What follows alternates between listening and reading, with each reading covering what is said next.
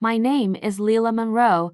I remember the exact moment I left home at 19, as vividly as if it happened yesterday. My suitcase felt heavier than it should have, packed hastily with clothes, keepsakes, and whatever courage I could muster. I stood at the edge of our driveway, breathing in the early morning air that smelled faintly of rain. My parents didn't come outside. They didn't wave from the window or even say goodbye as I stepped into the taxi that waited, engine rumbling quietly. Like a patient but indifferent stranger, their silence hurt more than harsh words ever could. Yet, I'd grown accustomed to their disappointment, which had become a bitter undertone of my life. Every dream I ever shared with them seemed ridiculous in their eyes, dismissed with sighs, eye rolls, or worse, cold laughter. Their version of support was always linked to control, conditions, and constant reminders that my ambitions weren't worth pursuing. Marry someone wealthy, Leila,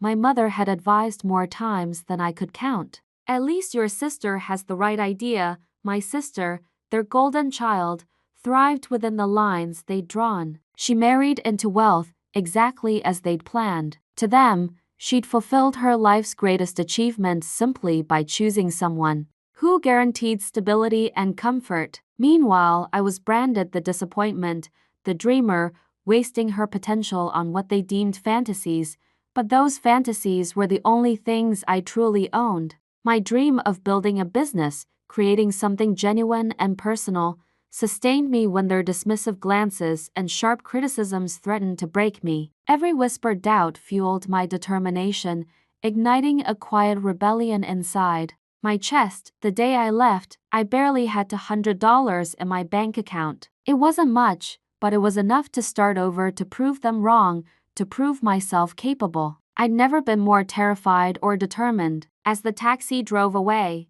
I resisted the urge to glance back. I wouldn't give myself the chance to reconsider. Moving forward was the only way I knew I'd survive. My small apartment was sparse, furnished with a thrifted couch, a tiny table, and a sense of unyielding hope. Those first months alone were a blur of long hours working minimum wage jobs, barely scraping by, and sleepless nights where anxiety would creep in, whispering doubt into my resolve. But each morning, I woke determined. I clung fiercely to my vision of independence and success, a dream rooted deeply in my own values and not in anyone else's expectations. There were days I longed to call home, to reach out for comfort, hoping against hope that they'd softened, that they'd begun to see me differently. But I quickly learned that expecting kindness or acceptance from my parents was a lesson in disappointment. So, I began to build walls, not out of bitterness, but necessity. I created a shield around my heart to protect the fragile hope I nurtured daily, refusing to let their negativity penetrate my new, hard-earned independence, and gradually, though painfully, I learned to rely solely on myself. It wasn't about proving them wrong, not entirely. It was about finding strength in solitude, believing in dreams no one else dared to validate. This departure was more than physical. It was emotional, psychological. It was the first step toward finding peace and discovering who I could become. When I finally allowed myself to thrive away from their shadows, those early days of independence were anything but easy.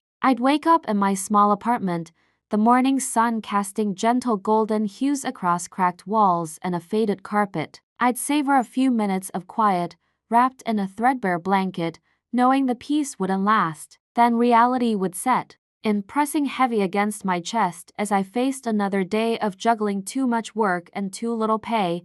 I took any job I could find, waiting tables, washing dishes, even cleaning homes on weekends. My feet constantly ached, blisters turning to calluses beneath worn-out shoes. But there was something fiercely satisfying in working so hard. Each hour spent working meant one step further from the expectations of parents who never believed in me. Each hard-earned dollar felt like quiet proof that I could make it, even if they never saw it or acknowledged it. At night, I'd come home, exhausted to my bones. I'd lean against my kitchen counter, the ache of loneliness sometimes sharper than the physical pain. I'd eat leftover food brought home from shifts at the restaurant, the flavor dulled by weariness. Yet even in those exhausted moments, I found a quiet kind of hope. It was buried beneath my fatigue, like an ember waiting for a breath to ignite it. Late at night, beneath the yellow glow of my lamp, I'd sit with my laptop, typing away at my tiny kitchen table. My online business started small, selling handcrafted goods I'd make in rare spare moments. It was humble, maybe even laughable to someone like my parents. But for me, it was my first real step toward freedom. Each product sold felt like an affirmation, a sign that perhaps there was a place for me in the world beyond my parents' harsh predictions. Slowly, my tiny business began to grow. Friends started sharing my products online. Word of mouth became my greatest ally. A modest following developed, people who connected with my story, who believed in supporting something personal and genuine. Every positive comment or glowing review was balm to old wounds, gently reminding me of the worth I'd always struggled to recognize. Yet the road was far from smooth. There were setbacks, days when no sales came through, when bills stacked up ominously, when panic whispered cruelly in my ear that my parents had been right. On those dark days, I'd sit alone, fighting the urge to give up, feeling the sting of tears in my eyes. But even then, somewhere deep inside, stubbornness or pride or sheer determination forced me forward. I wasn't ready to surrender my dreams, not yet, not ever. Through every challenge, I learned resilience. I began to trust my own voice, my intuition guiding me through uncertainty. I stopped seeking external validation from people who'd already proven they weren't capable of giving it. Instead, I found strength in the small victories I earned on my own terms, in quiet moments of pride that belonged only to me. It wasn't a glamorous life. It wasn't even particularly happy at times, but amidst the hustle, hardship, and relentless exhaustion, hope quietly flourished. Each small step forward was a promise to myself, to my dreams, that I could become something beyond their limited expectations.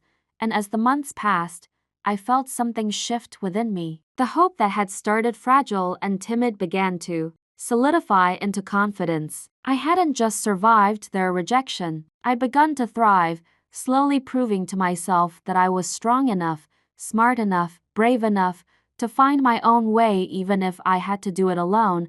Months turned into years, and little by little, the business I'd built from sheer determination began to flourish. The tiny corner of my apartment that had once felt too empty was now filled with neatly packed boxes, product samples, and stacks of shipping labels. The silence that had been my constant companion was slowly replaced by the gentle chime of new orders coming in. Each notification brought a rush of excitement, a reminder that I'd somehow created something meaningful out of nothing.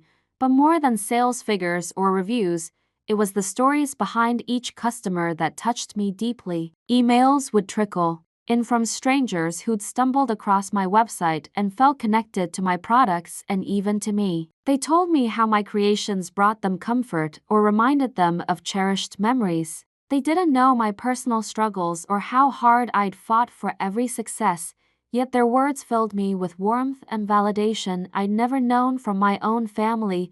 Still, the journey wasn't without its struggles. With success came new challenges, anxieties I hadn't anticipated. Managing inventory, dealing with suppliers, navigating the intricacies of taxes. Every step forward seemed to come with a steep learning curve. There were days when everything felt overwhelming, when the pressure pressed down heavily on my shoulders, whispering doubts I thought I'd silenced long ago. On those difficult days, I sometimes found myself instinctively reaching for the phone, almost dialing my parents' number. Old habits, deeply ingrained, die slowly. I'd long for some reassurance, just a few kind words to steady me when my resolve felt shaky. But I always stopped myself, remembering clearly their cold dismissal of my dreams. Instead, I'd breathe deep, reminding myself that their approval wasn't mine to chase. It never had been. So, I learned to trust myself more deeply. I reached out to mentors, online communities, people who had walked similar paths and genuinely understood the daily trials of running a small business alone. I built a new network, a chosen family of sorts who celebrated each small victory and stood by me through setbacks. This circle became my anchor, a source of support my birth family had never provided. One evening, after a particularly exhausting day spent managing orders and customer queries, I received an email that stood apart from the rest. It came from an investor, someone who had been quietly observing my journey. They praised my brand's authenticity and the personal story that resonated through each product. And then came an offer, My hands an shook opportunity as I to read expand and reread beyond the anything email, I'd ever disbelief imagined, giving way to quiet excitement. This wasn't just validation. It was the possibility of true security, a chance to take my dreams to heights I'd hardly allowed myself to envision. I'd built something from scratch against every doubt and criticism I'd faced, and here was proof, tangible and real, that I had done something remarkable. That night, as I lay awake staring at the ceiling, tears slipped silently down my face, not from sadness but relief. All the struggle, the loneliness, the quiet, stubborn hope had brought me here, to a place of possibility and pride I'd long thought unattainable. The old wounds still lingered, scars faded but never completely erased. Yet now, they felt purposeful. They had shaped me, pushed me, strengthened me into someone I was proud to be. Success was more than financial stability. It was knowing I had remained true to myself, even when everyone else had doubted me. For the first time, I felt truly capable. My parents' judgments no longer held power over me. Instead, I'd found strength within my own story, quietly triumphant, ready to embrace whatever came next. The offer from the investor came at a time when I was just starting to feel comfortable with the rhythm of my life. My days no longer felt like a constant sprint to survive. I had learned how to manage my time, handle orders, and even take a day off every now and then without spiraling into panic. The business was solid, the growth steady, and for the first time in years, I allowed myself to imagine a future that wasn't dominated by fear. But when the email arrived, everything shifted. The offer was everything I never dared to ask for: an opportunity to scale my brand, expand into retail, and even branch into new product lines. This wasn't just someone offering financial backing. It was a vote of confidence. Someone saw potential in me, in what I had built with nothing but sweat, tears, and the stubborn belief that I could create something meaningful. At first, I couldn't breathe. I sat at my desk, staring at the words, willing myself to comprehend them. The potential was overwhelming. To think this was the same Leila Monroe who once stood in front of a restaurant kitchen sink, scrubbing dishes for tips, with nothing but a pile of unpaid bills and a heart full of doubt. Now, someone believed in my brand, in my vision, enough to make a move like this. But with that belief came pressure, immense, suffocating pressure. I knew I couldn't accept the offer lightly. My small business had been my lifeline, my refuge from everything that had once hurt me. It was where I had poured every ounce of myself, every fear and every hope. The idea of handing over a portion of my dream to someone else, of letting someone else have a say in its direction, was terrifying. I sat with the offer for days, weighing every possibility. Could I trust this investor? Could I handle the responsibility of such a huge leap? Would it change everything I had worked so hard to build? And most importantly, would it be worth it? I had learned to thrive on my own, to carve a path without needing validation from anyone, but this was different. This was an opportunity that could elevate me, but also potentially swallow me whole if I wasn't careful. I consulted my mentors, the ones who had been with me through the small victories and the sleepless nights. Their support was unwavering. They didn't push me toward any decision but offered their wisdom, reminding me of the lessons I had learned along the way. "You've already proven you can do this on your own," one of them told me. "Now, it's about choosing how far you want to go." In the end, after countless sleepless nights of pondering, I accepted. But it wasn't a decision driven by ambition alone. It was the culmination of years of learning to trust myself. I wasn't accepting this offer to prove anything to my parents or anyone else. I was doing it because I believed in what I had created, and I knew I was ready to see it grow, even if it meant taking risks I had never considered before. The day I signed the deal, a weight lifted off my chest, but a new one settled in its place. It wasn't the weight of doubt anymore, it was the weight of possibility, of ambition, of the unknown. I was about to step into a new phase of my life, and I was terrified. But beneath the fear, there was something stronger: hope, quietly defiant, saying that I was ready. Returning to the place where it all started felt surreal. I hadn't planned on coming back, not really. When I first left home at 19, I was determined never to return. I wasn't just escaping the confines of my parents' expectations. I was running towards something better, something that was all my own. But life has a funny way of leading you back to the places you once thought you'd outgrown. The restaurant where I had worked all those years ago was more than just a job for me. It was where I learned the hard work, patience, and humility that have carried me through my journey. I was just a waitress then, doing everything I could to make ends meet, hoping one day I'd be able to create something of my own. I didn't have a grand plan back then. I didn't even know if I could ever escape the cycle of struggling, hoping, dreaming. But working there, surrounded by the bustle of waiters and cooks, I had always felt like there was more to life than the one I had been handed, and now here I was, not just returning to that place, but taking ownership of it. It wasn't just a restaurant to me. It was a symbol of my grit, my perseverance. It represented all the years of quiet struggle, the nights I stayed up until perfecting a business plan, all the lonely hours I spent learning how to build something from nothing. The idea of buying this place wasn't just about making money or owning a piece of property. It was about reclaiming something from my past and making it mine in the most profound way I could think of. When I first stepped into the building after signing the papers, it felt almost unreal. The same walls, the same smell of sizzling food and rich coffee, the same worn floors that had once been my stage, now felt like home in a different way. I could hear the voices of the old staff echoing in my head, their laughter, their complaints, their camaraderie. And then there was the undeniable sound of success in the air, a quiet hum that seemed to come from deep within the bones of the restaurant.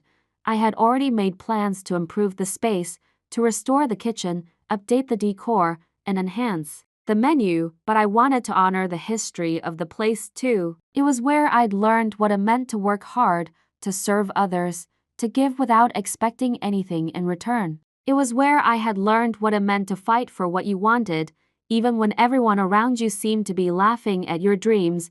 I didn't buy the restaurant to impress anyone, not even my parents, but there was a part of me that couldn't help but imagine what it would be like to have them walk through those doors one day, their faces registering shock as they realized just how far I had come. I had spent years convincing myself that their approval didn't matter, but deep down, I still wondered what it would feel like if they finally saw me for who I had become. If they finally understood that the quiet woman they dismissed as a failure had built something worthy, something real, on her own.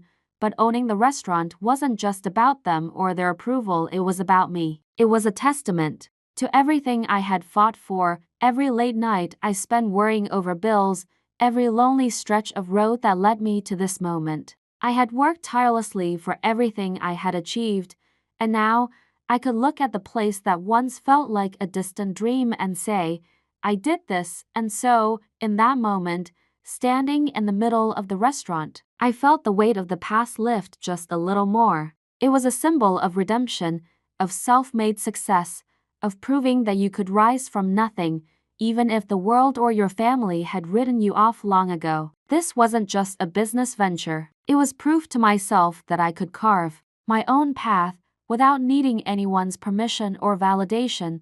For the first time in a long while, I stood there not looking back at the years of struggle, but forward, toward all the possibilities ahead. This was my moment, not for them, not for anyone else, but for me. And in that stillness, I realized I was exactly where I was meant to be. I hadn't spoken to my parents in over a year. The silence between us wasn't uncomfortable anymore. It had become the backdrop of my life, a quiet understanding that we each lived in our own worlds that barely touched. But for some reason, as the restaurant began to take shape and my confidence grew, I found myself considering them again. The thought of them seeing what I had built, seeing me as someone other than their failure planted itself in my mind. I never expected them to apologize. I never expected them to suddenly shower me with the praise I had longed for as a child. No, this wasn't about them changing. It was about me, about showing them that I had become something they could never have imagined, no matter how hard they tried to push me into a mold that didn't fit. So, I made the decision to invite them to dinner.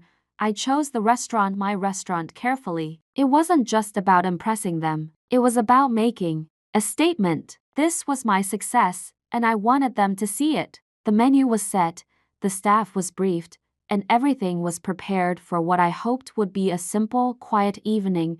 When they walked in, late as usual, their presence filled the room. My mother, impeccably dressed in a gown that seemed more suited for a gala than a dinner with her estranged daughter, scanned the room with the same cool detachment she always had. My father, as usual, barely spared me a glance as he slid into the seat across from me, his eyes already on the menu, as if this evening was nothing more than another obligation to check off. Their dismissive air was familiar, almost comforting. In its predictability, I had long accepted it, but tonight I wasn't the same girl they had once scorned. I wasn't looking for their approval, and I wasn't waiting for their validation. I had already learned to live without it. Still, a small part of me, perhaps the part I had tried so hard to bury, couldn't help but wonder if, for once, they might see me. Really see me. The conversation, as expected, started awkwardly. They asked me about my business in a tone that suggested they didn't believe it could be anything worth discussing. My mother glanced at the menu and, with the kind of icy politeness I knew so well, asked, "Are you sure you can afford this place, Leela? We don't want you washing dishes after dinner."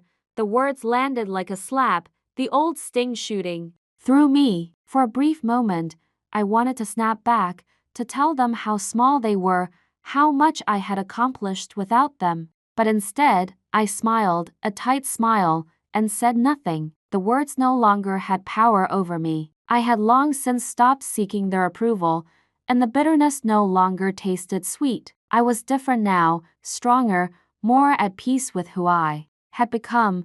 Before I could even respond, the waiter approached, a warm smile on his face as he greeted us. "Welcome back, Miss Monroe," he said. His voice carried a kind of reverence that was impossible to ignore. "The staff's been looking forward to your visit. The executive team asked me to personally thank you for everything you've done. Would you like to see the updated wine cellar before dinner?" My parents froze, their eyes darting from the waiter to each other in confusion. My mother blinked, clearly thrown off balance by the way the staff seemed to know me. She turned back to me, her voice laced with disbelief. "Why would the staff care who you are?" The waiter smiled gently, as though answering a question he'd heard 100 times. "She owns the restaurant. Didn't she tell you?" Silence. The kind of silence that fills the air when the world shifts beneath you, and you realize that everything you thought you knew is suddenly in question. My parents' faces went pale. My father, who had barely acknowledged me since he'd sat down, now stared at me in stunned silence, as if he couldn't comprehend the words he had just heard. My mother's face was a mixture of disbelief and barely concealed horror. The air felt heavy between us, thick with the weight of their realization. I didn't need to say anything. The truth had spoken for me. I didn't buy the restaurant to make them proud. I didn't buy it to make a statement to them or to anyone. I bought it because it represented something I had worked for, something that meant more to me than anything they could ever offer. It was about proving to myself that I was capable, that I could build something of my own, no matter how small they had made me feel.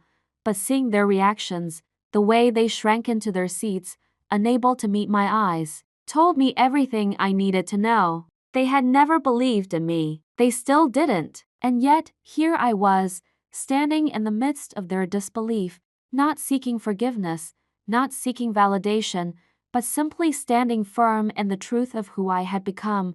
I wasn't angry anymore. In fact, as I looked at them sitting there, so small in their disbelief, I felt something unexpected: peace. Real peace. Not because they had changed, not because they suddenly understood me, but because I no longer needed them to. I had learned to believe in myself even when they didn't, and that, I realized, was more powerful than anything they could have ever given me. The silence hung thick between us, suffocating. My parents had no words left to say. They stared at me as if I were someone they didn't recognize. There was no anger, no outrage, just a strange, almost tragic kind of stillness. It was the same silence they had always offered me when they didn't have an answer to my existence, when they couldn't explain why my dreams didn't fit into their narrow vision of success. I sat back, my hands folded on the table in front of me, watching the confusion play across their faces. They hadn't expected this. I had prepared myself for their judgment, their dismissive remarks, their condescension. But I had never imagined they would be so utterly speechless. My mother's lips parted, then closed again, as though she was searching for the right words that might fix the mess of emotions swirling inside her. She didn't want to admit it, but the shock on her face was impossible to hide. She had never believed I could do anything of significance. She had never once looked at me and seen the possibility of greatness. And now, here I was quietly successful, no longer the little girl she had dismissed, but someone who had carved her own path despite every attempt to crush my spirit. She cleared her throat, but the words came out stilted. You own this place?" I nodded, my voice steady. "Yes, Mom. I bought it." Her gaze darted nervously toward my father, but he was still staring at me, his face pale, his lips pursed. It was as if they couldn't quite process it, as if the idea that I had managed to accomplish something on my own, without their support, without their belief, was a concept too foreign to accept. My father finally shifted in his seat, glancing at the menu as if the items on it were suddenly of the utmost importance. "Well, that's unexpected," he muttered, more to himself than to me. "I didn't think you had it in you." I wanted to laugh at the absurdity of it. I wanted to shout, to let the years of hurt and frustration spill out, to let them feel the weight of the years they had made me feel invisible, insignificant. But I didn't, because the truth was, I had already healed. Their words, their doubts, they no longer had the power to hurt me the way they once did.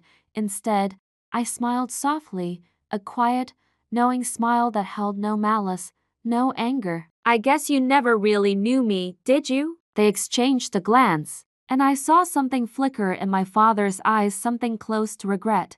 But it was gone before I could really read it. He sighed and set the menu down, as if he'd given up trying to control the situation. My mother, still processing, couldn't quite bring herself to look me in the eye. "Well," she said, her voice soft, uncertain, "I suppose. This is impressive. But Leela," she hesitated, as if searching for the right thing to say, the thing that could pull everything back into their comfort zone. "You could have had a much easier life. You could have married well. You could have." "Don't," I interrupted, my voice firm but quiet. "Don't tell me what I could have done. I'm doing exactly what I've always wanted to do, and I didn't need anyone's approval to get here." The words hung in the air, more powerful than any confrontation I'd imagined. My mother's mouth opened, but no sound came out. My father, who had always prided himself on his rationality, simply stared at me, as if seeing me for the first time in years,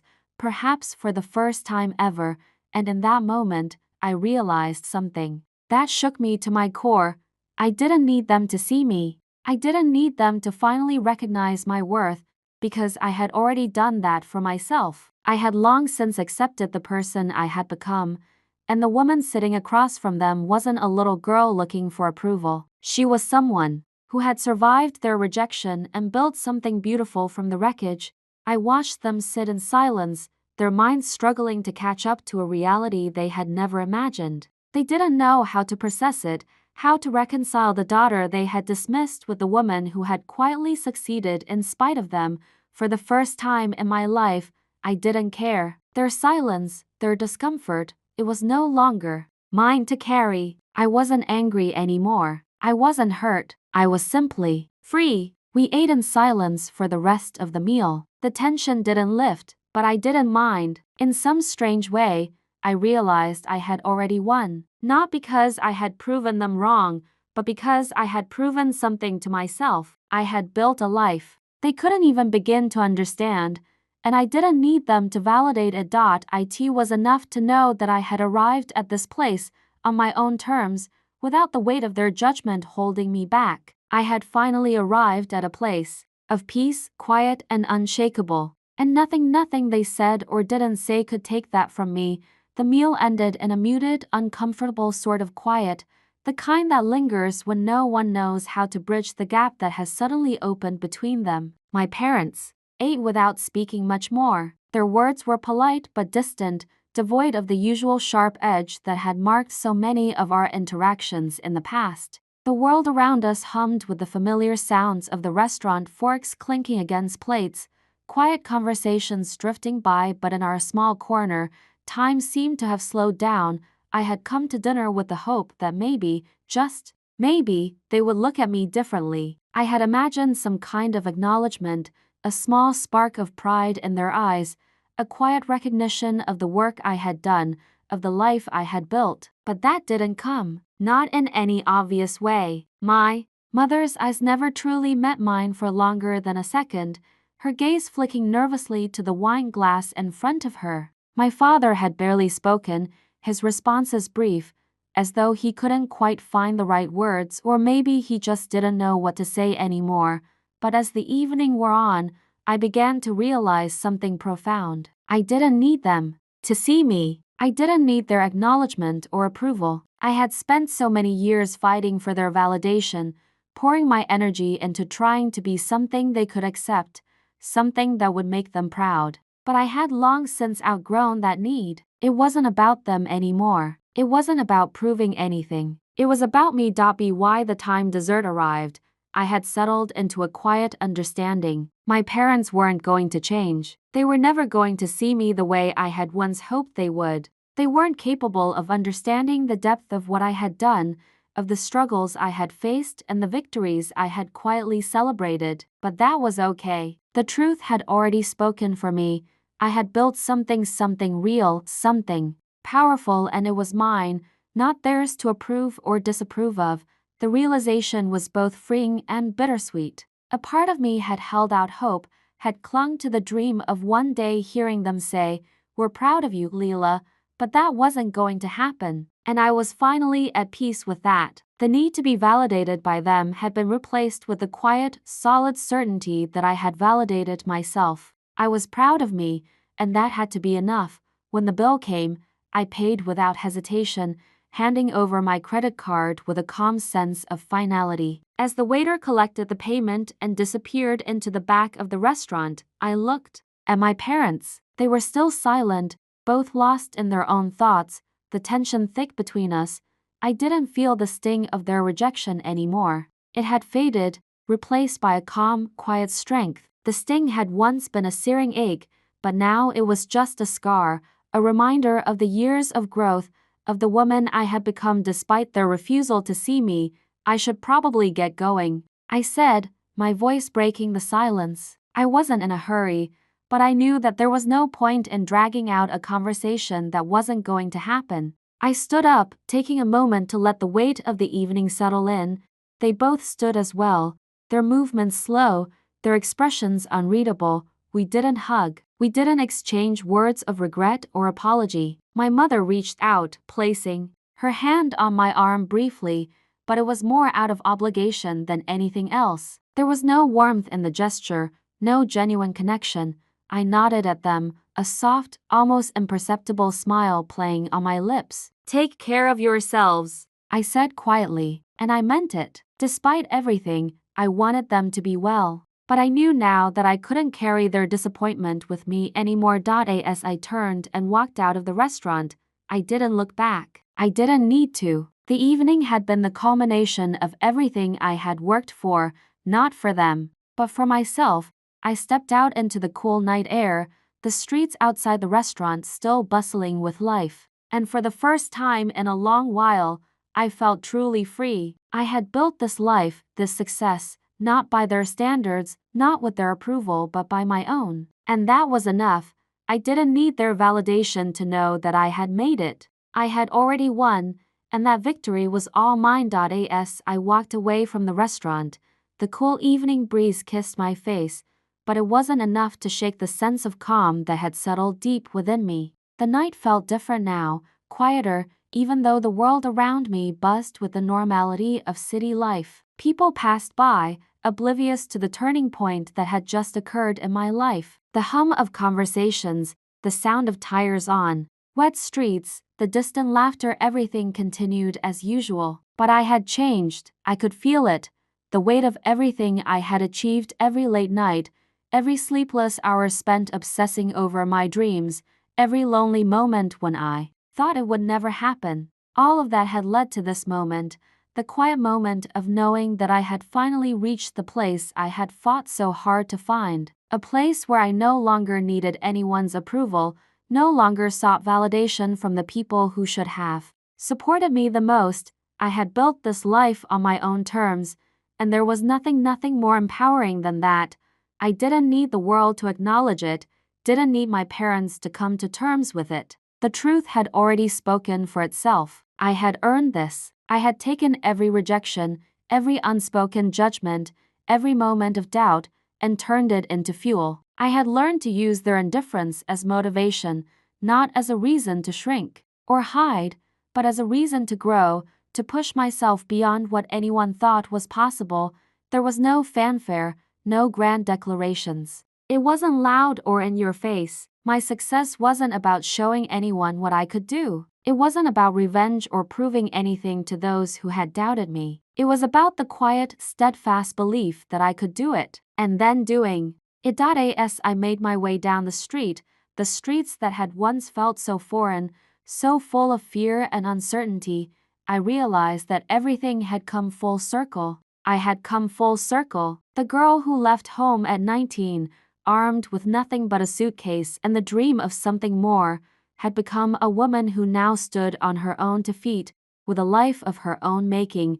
I could feel the pride swelling inside me, but it wasn't loud or desperate. It wasn't something I needed to shout from the rooftops or flaunt in anyone's face. It was a quiet pride, the kind that comes when you know, deep in your bones, that you've done something meaningful, something real, something worthy of your own love and respect. I wasn't angry at my parents anymore. The bitterness that had once been a constant companion had melted away, replaced by a sense of calm I had never known. I realized that I didn't need them to see me. I didn't need them to approve of me. I didn't need them at all to feel complete. What I needed was already within me.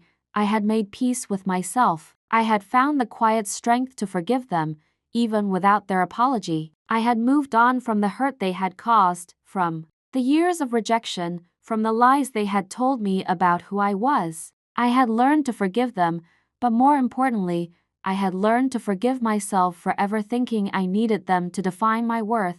I stopped on the sidewalk and looked up at the stars scattered across the night sky. The city lights blurred them out, but I could still see their presence, steady and constant. I had been like those stars for so long, hidden behind clouds, unnoticed, just waiting for the right moment to shine through. And now here I was. There was no applause, no loud cheers, but I didn't need any of that. I had arrived quietly, on my own terms, and in that moment, I knew that the real victory had nothing to do with my parents or anyone else. The victory had always been about me learning to believe in myself, to trust my own voice, to carve out a life that was mine and mine alone. As I continued walking through the city streets, a sense of peace washed over me. For the first time in years, I was free, not just free from the shackles of their expectations, but free in the truest sense of the word. I had built a life that no one could take away from me. I had fought for this, and now I could enjoy the quiet triumph that came with knowing I had done it all on my own. This was my moment. Quiet, unassuming, but powerful. And it was enough. The days after that dinner passed quietly, and with them, the noise of my past slowly faded into a background hum. I found myself in a new rhythm, one that no longer echoed with the uncertainty, or anger that had once defined my life. It wasn't that the memories of my parents or the pain they caused me disappeared completely. They were there, but they no longer held any power over me. What I had learned at dinner, in that quiet revelation, was that their approval didn't define me anymore. It never had. I woke up every morning to a life that felt mine, truly mine. The restaurant was thriving, a place where I had poured my heart and soul into every detail. I had surrounded myself with people who believed in the same things I did: integrity, quality, and second chances, and together, we built something real. I was no longer the girl who had to fight for every inch of space in a world that didn't see her. I was the woman who had taken her place in it, unapologetically, without needing anyone to stand behind her. My days were spent making decisions, navigating the challenges of business, and forging connections with people who respected and supported my vision. There was still a long way to go, still plenty of obstacles to face, but the difference now was that I knew I could handle them. I didn't need anyone to tell me I could do it. I already knew, and for the first time in my life, I felt at home, in my own skin. The girl who had once longed for her parents' approval, the one who had silently begged for their validation, had vanished. She was gone, replaced by a woman who understood her own worth. The approval I had once sought from others now came from within. It wasn't the loud, brash kind of self-assurance you might see in a movie. It was quieter, deeper. It was peace.